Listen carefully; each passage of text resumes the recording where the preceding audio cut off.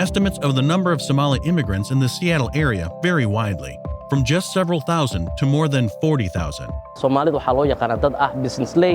oo mataqaana marka ay meel yimaadaanba they create opportunities to create jobs. dadka Soomaalida oo halkan yimid waxay u badan yihiin qolkiiba 80 ama 90 baan iraahdee dad intii burburku dhacayna ama xiriyaha qaxootiga ku soo jiray. Voting in the coronavirus pandemic will be unlike any other year. So, how is it affecting the way they're voting this year? It's always been a challenge for elderly immigrant parents. Waa la soo diray waraaqihii way yaali laakiin waxay caawinayaan waay oo ii buuxiya oo waxay ugu adag akhriska intaa baan ahay mugta. Dhibaatada badan waxay jirta bandamiga iyo cudurka laga baqaayo especially dadka waaweyn oo guryaha ka soo bixi karin.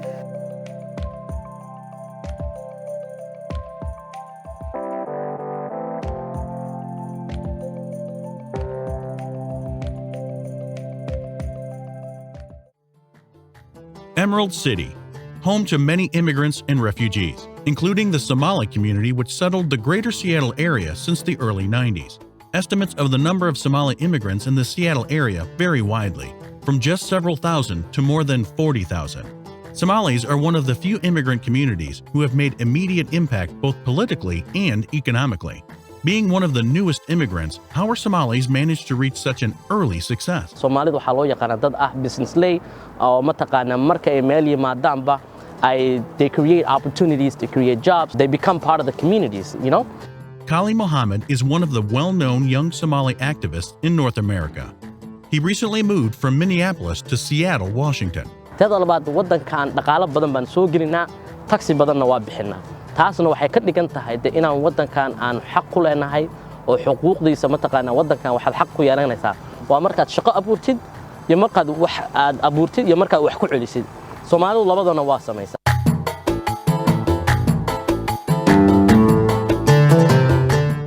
There's a glaring disparity between voting in America and Somalia, but does it affect how the Somali community approaches elections in the US?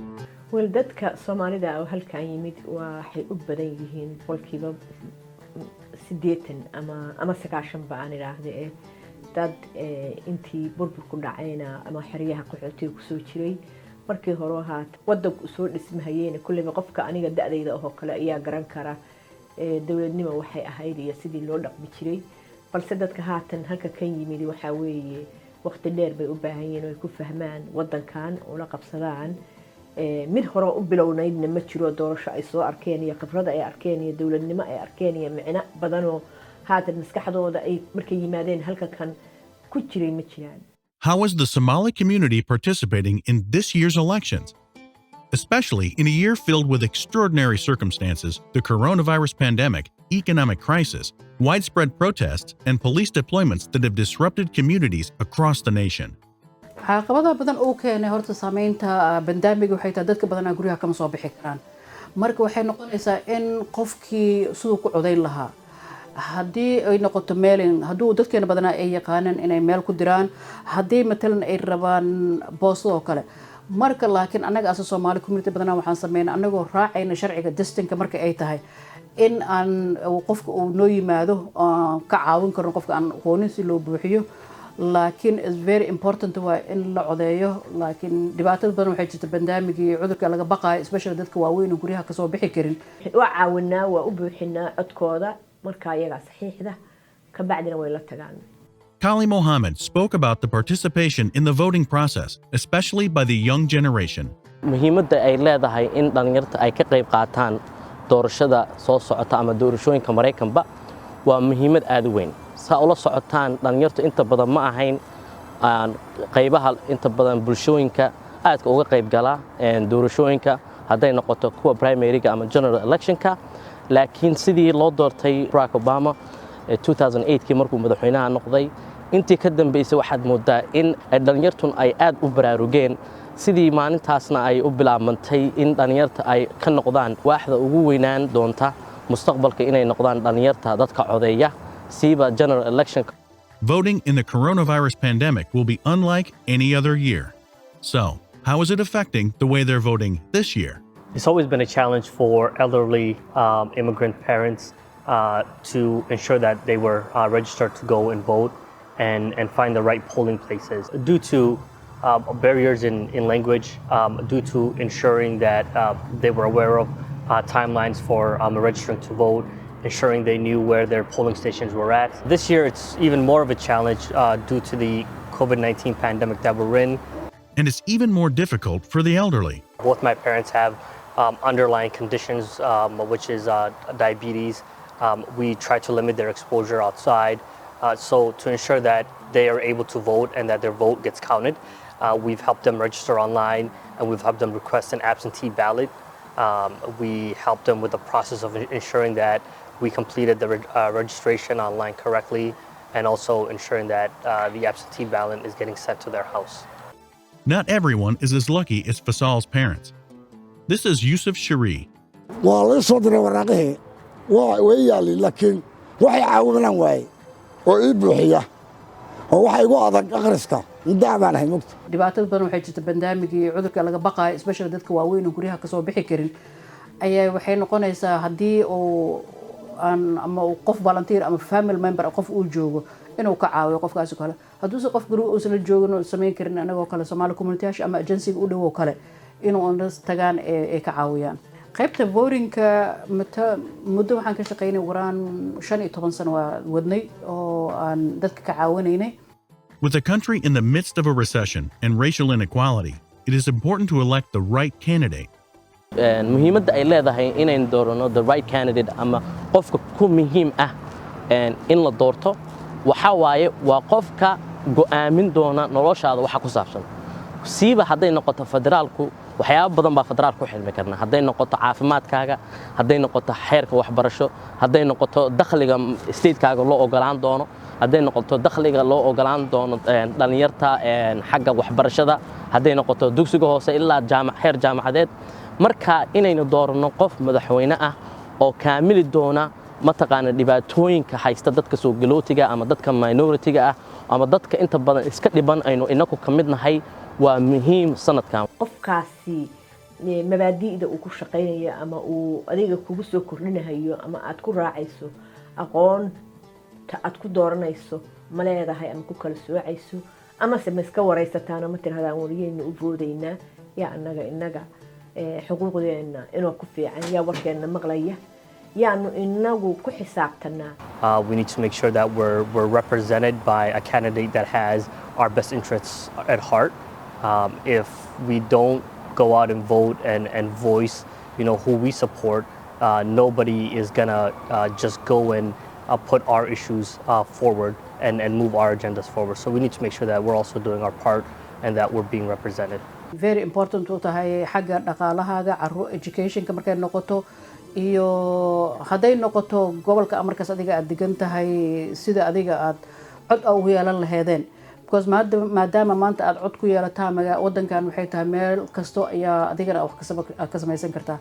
With a focus on one of the most anticipated general elections in U.S. history, the local elections may have more impact as they could influence policies that affect immigrants and refugees.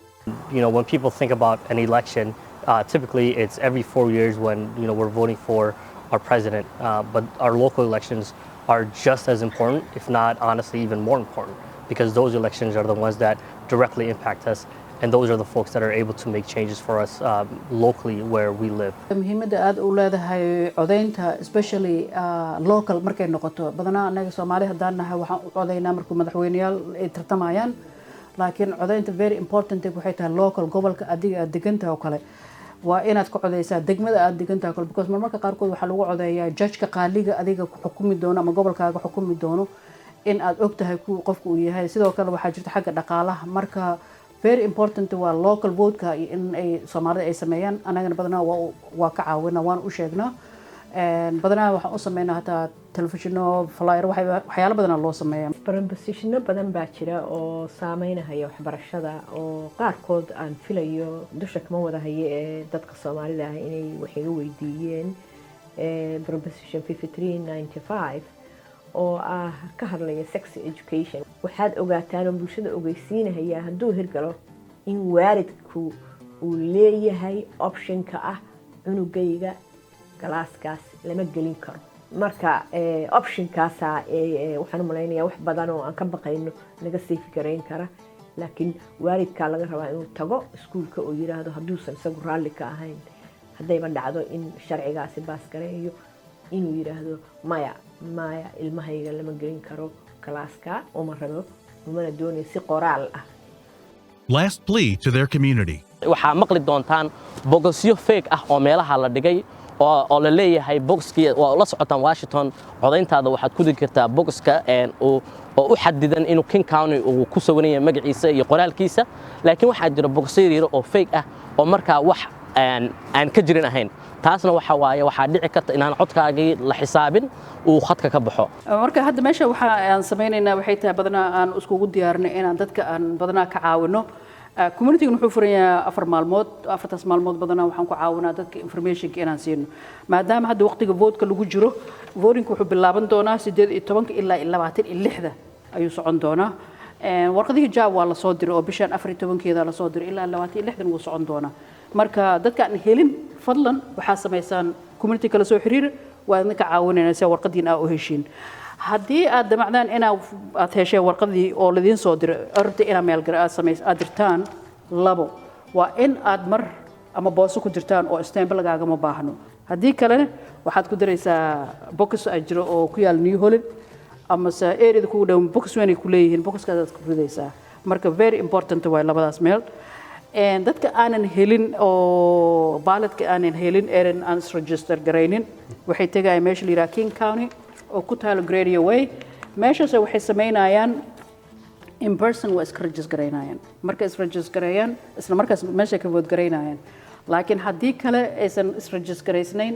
waxay noqonaysaa ma voodi karaan marka badanaa dadka aan register garaysnayn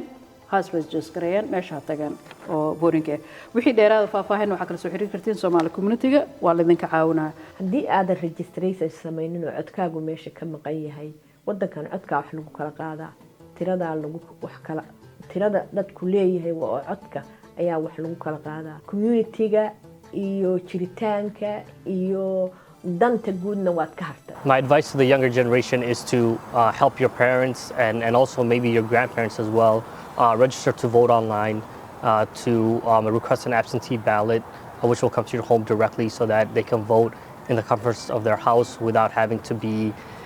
subjected to waiting in line for long periods of time and also being potentially